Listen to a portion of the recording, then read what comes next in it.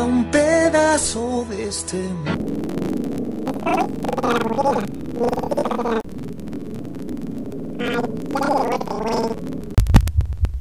Ahí están ahí. Tiene rato que no la veía.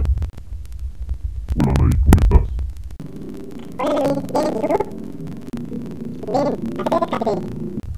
Ah, sí. De hecho, ya voy.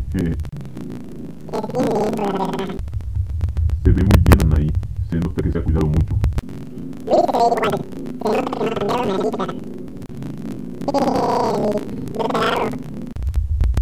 Ok, está bien. En la torre. ¿Qué piernas Anahi? Ah,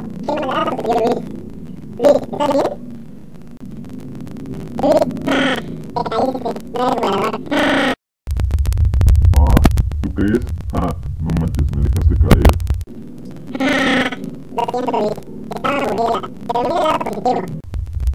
Wow, hay algo positivo. Aparte que te vi las piernas y el madrazo que me di.